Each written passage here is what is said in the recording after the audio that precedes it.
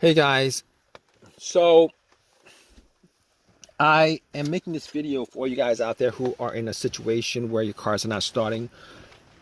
My I had an issue with my truck the other day, and it wasn't starting at all. And I did find out what the answer was, and I did get it to start.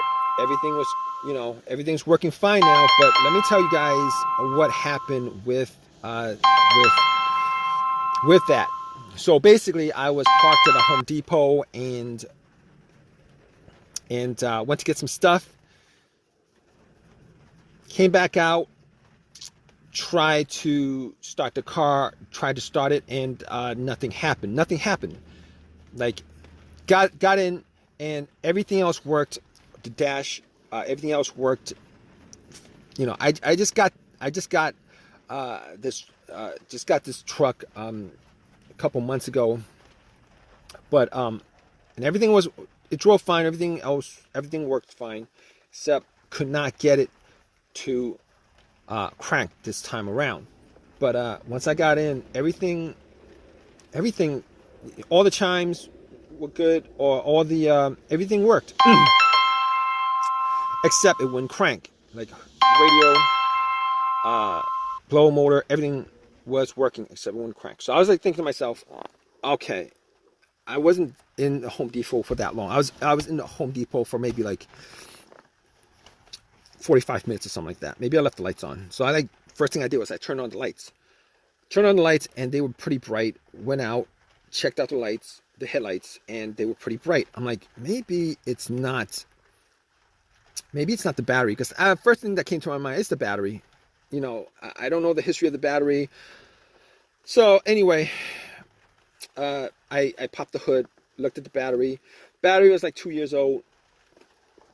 Like possibly the battery, but seeing as how bright the lights were, it should have just done a slow crank if the battery was weak. Scratching my head over it, I'm like, okay, terminals were dirty. Let's clean up the terminals. They were a bit loose, and I had a little ratchet set, and I ratcheted it up, tightened it up, and I was hoping that was the issue. Went back and tried to start it, and had the same issue. So I was like, okay.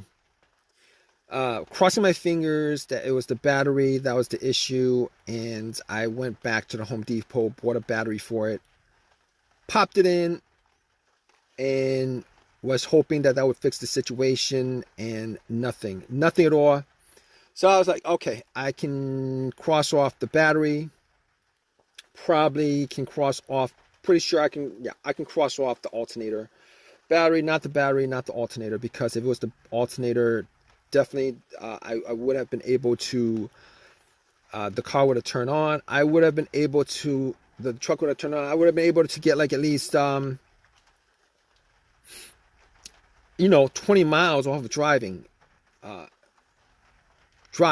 just off the battery alone, without the alternator charging it. If you guys haven't done that, if you guys are in a situation where the alternator is dead, you guys can actually just pop in a fully charged battery and drive for a good 20-30 miles with all of the accessories off. Good tip for you guys. But wasn't the alternator, so I was like, what's next? I'm gonna check the ground wires. And the ground wire was good. From the negative of the battery, I actually did check that when I changed up the battery. The ground wire was good. It was connected. There's no corrosion on it. A little bit of rust, no corrosion. I'm like, okay, not the ground wire, not the battery, can eliminate the alternator. What else could it be? So I'm looking around. I'm like, fuses and relays. But before I did that, I was like, maybe it's possible that the car's computer is having issues. Maybe it's the PCMs that's causing it. So I went and I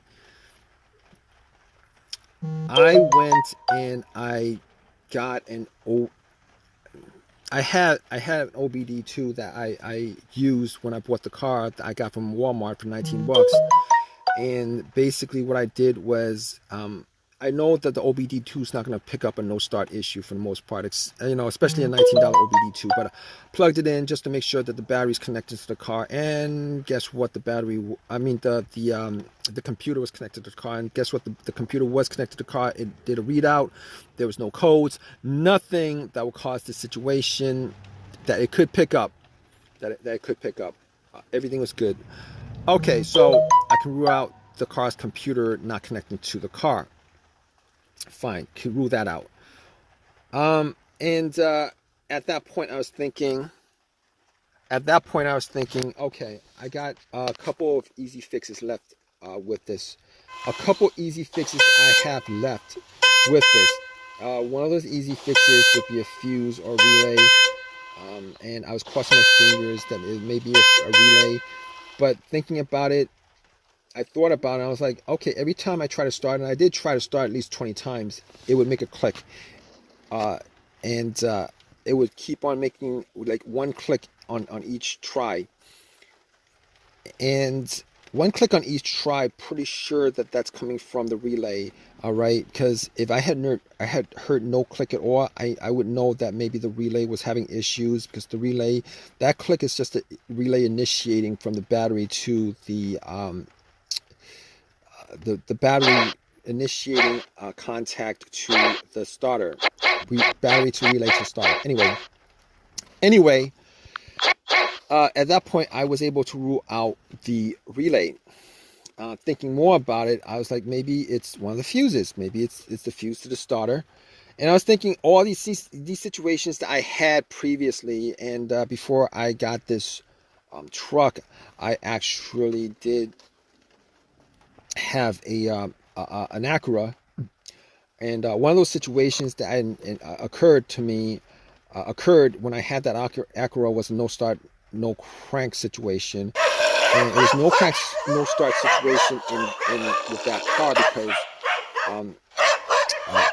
I had no power to the car, and figured out that it was the main fuse that was blown. Pretty much connected two screwdrivers, two metal ends of the screwdrivers to where the fuse terminals were, and the car powered on and started up.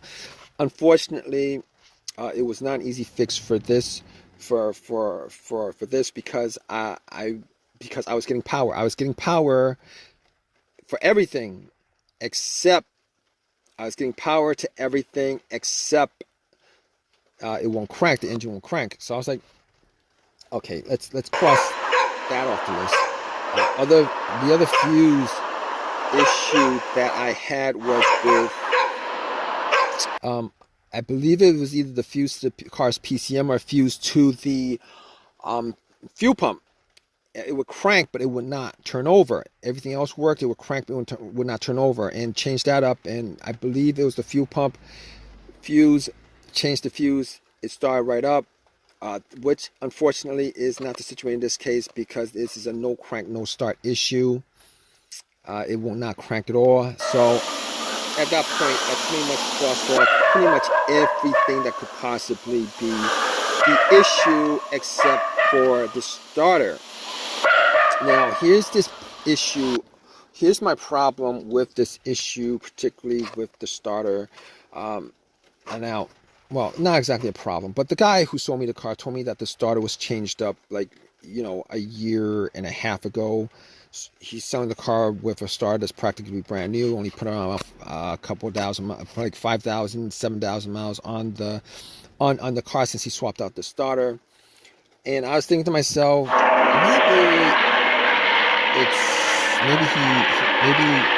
is the starter. Maybe it is the starter. So at that point, I was like, there's no way I could test it out. I could, but there's no way to test it out.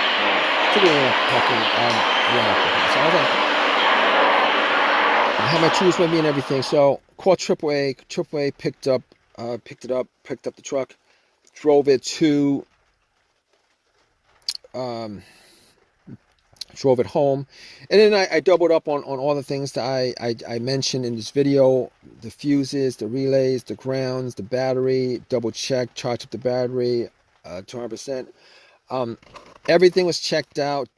I did a bump test on the on the relay sockets with a pin. The starter did not start up. I was like, okay, pretty sure it's a starter. And at that point, I was like, at least 99% sure it's a starter. Took everything, went to the starter, took a cable from the positive line, hooked it directly to the terminal on the solenoid, did not bump at all. Knew about close to 100% that it was a starter. Took the starter off, went to AutoZone, had them do a test on it, and the starter was the problem.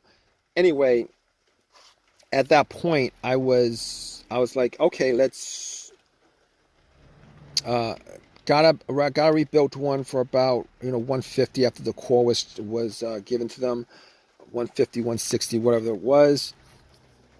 Popped the starter in, and you know what? I was hoping that it was the starter. Popped the starter in, turn it on, and it turned on. It turned on, and I was glad that it was a starter. I mean, it was. I was disappointed that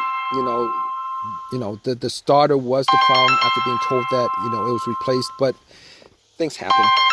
But of all things that could happen, wasn't the biggest deal in the world. Got the starter put in, and got the car, got the truck to work. I'm all good with it. If you guys are in this situation, if you guys are still with me, just go through all the steps as far as what I've mentioned in this video. You could probably figure out like 99%, probably like 90% of the situations that's causing your car or truck or whatever you're driving not to start.